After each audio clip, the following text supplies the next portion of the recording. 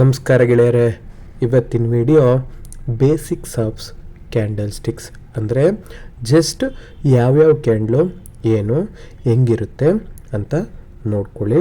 So ಅದ್ರ next part ಈ Saturday ಇಲ್ಲ ಸಂಡೇ ಆ ಕ್ಯಾಂಡಲ್ ಸ್ಟಿಕ್ ಬಗ್ಗೆ ವಿಡಿಯೋ ಮಾಡಿ ಪೇಸ್ಟ್ ಮಾಡ್ತೀನಿ. ಸೊ ಅದಕ್ಕಿಂತ ಮುಂಚೆ ನಾನು ಡಿಸ್ಕ್ಲೇಮರ್ ಕೊಡ್ತೀನಿ. ನಾನು ಯಾವುದೇ ಸೆಬಿ ರಿಜಿಸ್ಟರ್ ಅಡ್ವೈಸರ್ ಅಲ್ಲ. This video only for educational informational purpose only. So further ನೀವು ಏನೇ ಬೇಕು ಅಂದ್ರೂ ನನಗೆ ಟೆಲಿಗ್ರಾಮಲ್ಲಿ ಕಮೆಂಟ್ ಮಾಡಿ.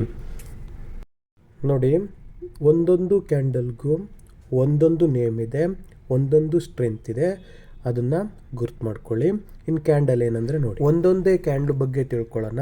ಇಲ್ಲಿ ನಾನು ಕಂಪ್ಲೀಟಾಗಿ ನಿಮಗೆ ಎಕ್ಸ್ಪ್ಲೈನ್ ಮಾಡಿದ್ದೀನಿ ಮತ್ತು ಯಾವ್ದ್ಯಾವುದು ಏನು ಆ ಪಾರ್ಟ್ಸ್ನ ಗುರ್ತು ಮಾಡಿದ್ದೀನಿ. ಈ ಗ್ರೀನ್ ಕ್ಯಾಂಡಲ್ನ ಬುಲ್ಲಿಶ್ ಕ್ಯಾಂಡಲ್ ಅಂತೀವಿ, ಬೇರಿಶ್ ಕ್ಯಾಂಡಲ್ನ ನಾವು ರೆಡ್ ಕ್ಯಾಂಡಲ್ ಅಂತಲೂ ಸುಧಾ ಕೆಲವೊಬ್ಬರು ಕರೀತಾರೆ. ಸೊ ಇದನ್ನು ಈ ಸಿಲಿಂಡ್ರಿಕಲ್ ಶೇಪ್ ಇರೋದನ್ನ ಬಾಡಿ ಅಂತೀವಿ. ಮೇಲ್ಗಡೆ ಲೈನು, ಕೆಳಗಡೆ ಲೈನು, ಈ ಮೇಲ್ಗಡೆ ಲೈನು, ಈ ಕೆಳಗಡೆ ಲೈನ್ನ ನಾವು ವಿಕ್ ಅಂತ ಕರಿತೀವಿ. ಸೊ ಗ್ರೀನ್ ಕ್ಯಾಂಡಲಲ್ಲಿ ಈ ಡೌನ್ ಸೈಡ್ ಓಪನ್ ಆದರೆ ಅಪ್ ಸೈಡ್ ಕ್ಲೋಸ್ ಕೊಡುತ್ತೆ. ರೆಡ್ಡಲ್ಲಿ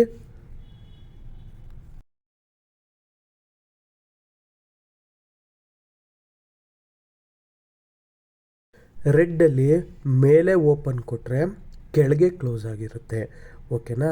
ಇಷ್ಟು ಈ ಕ್ಲೋಸು, ಹೈ ಮತ್ತು ಕ್ಯಾಂಡಲ್ ಅಂದರೆ ಏನು, ವಿಕ್ ಅಂದರೆ ಏನು ಕಂಪ್ಲೀಟಾಗಿ ತಿಳ್ಕೊಂಡಿದ್ವಿ. ಸೊ ಇದು ನಿಮಗೆ ಮಸ್ಟಾಗಿ ಗೊತ್ತಿದ್ರೆ ನಾವು ಆರಾಮಾಗಿ ಹೋಗ್ಬೋದು. ಅದೇ ಥರ ಇಲ್ಲಿ ಬುಲ್ಲಿಶ್ ಕ್ಯಾಂಡ್ಲು ಬಗ್ಗೆ ನಾನು ಬುಲ್ಲಿಶ್ ಸ್ಟ್ರೆಂತ್ ಬಗ್ಗೆ ಇಲ್ಲಿ ಎಕ್ಸ್ಪ್ಲೈನ್ ಕೊಟ್ಟು ಇಲ್ಲಿ ಹಾಕಿದ್ದೀನಿ ನೋಡಿ.